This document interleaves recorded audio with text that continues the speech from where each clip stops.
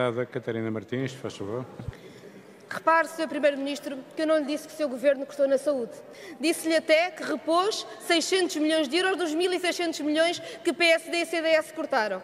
O que eu lhe disse é que o governo tinha 385 milhões que podia ter gasto e mesmo assim cumprir os seus compromissos de déficit com Bruxelas e que não gastou. O que eu lhe disse é que nós temos 600 médicos especialistas prontos a entrar, que aguardam concurso e que esse dinheiro já devia ter sido utilizado para termos esses médicos ou para tantas outras coisas que o Serviço Nacional de Saúde precisa. O problema, Sr. Primeiro-Ministro, é quando o Governo decide não investir estes 385 milhões, estas 2/10 de déficit. O Sr. Primeiro-Ministro sabe tão bem como eu que isso para a dívida é uma gota d'água que não se vê nada, mas que para o Serviço Nacional de Saúde fazia toda a diferença. E sabe também por isso que quando decide não pôr esse dinheiro no Serviço Nacional de Saúde, está a falhar aos compromissos, o Governo falha aos compromissos com o país para cumprir compromissos que nem sequer lhe foram pedidos por Bruxelas. Exatamente. E é isto que é absolutamente inexplicável do nosso ponto de vista. Muito bem. Sr. Primeiro-Ministro, queria falar de uma outra matéria que para nós também parece difícil de explicar e que é muito importante para o país e é muito importante para toda a gente. Não há ninguém que neste tempo frio não olhe para a conta da luz, para a fatura da energia. E nós sabemos que em Portugal é um país onde se passa frio, onde há pobreza energética, porque pagamos das contas da luz mais altas da Europa. E a EDP e os contratos de rendas excessivas que foram feitos com a EDP é boa medida responsável por esta situação, que é um verdadeiro escândalo. Até o Presidente da República já veio dizer isto é um escândalo. O Sr. Primeiro-Ministro disse bem que há uma atitude hostil da EDP. E disse bem que há uma desproporcionalidade grande nos encargos e responsabilidades no setor energético. Tem toda a razão. Mas é mais desproporcionado porque não aconteceu nada para mudar esta situação.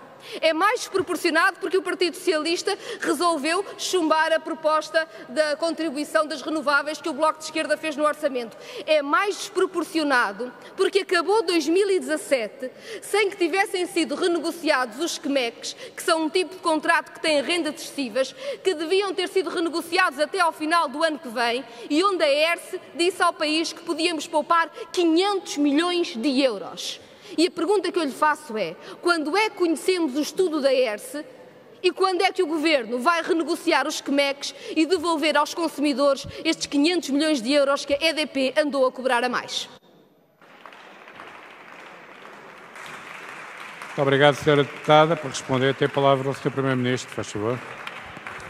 Muito obrigado, Sr. Presidente. Muito obrigado, Sra. Deputada Catarina Martins.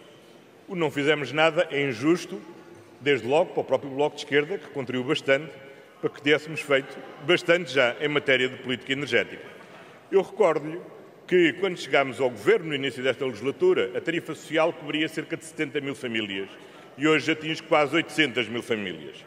Que o Governo simplificou o processo de licenciamento das instalações de gás e de eletricidade, que permitiu aos consumidores a opção pelo regresso à tarifa regulada, que licenciou já mais de 500 megawatts de energias renováveis sem qualquer subsídio à tarifa, que ainda recentemente aprovou legislação sobre que permite reduzir o custo do gás butano e, relativamente à questão que coloca, o estudo da ERSE foi entregue à Direção-Geral, que ainda não entregou a versão final ao Governo porque está em processo de contraditório, mas que, não obstante, já permitiu, relativamente aos valores previsionais, tomar 3 decisões da maior importância. Em primeiro lugar, uma redução de 0,2% nas tarifas de eletricidade, que é a primeira redução nos últimos 18 anos na eletricidade para as famílias. Em segundo lugar, uma redução histórica das tarifas de acesso às redes em 4,4%, reforçando-se a competitividade das nossas empresas. E, finalmente, uma redução de 740 milhões de euros na dívida tarifária, consubstanciada em cerca de 20% da dívida herdada, que tinha um total de 5 mil milhões de euros. Portanto, o estudo, apesar de ainda estar sujeito ao contraditório, já permitiu fixar estes valores previsionais.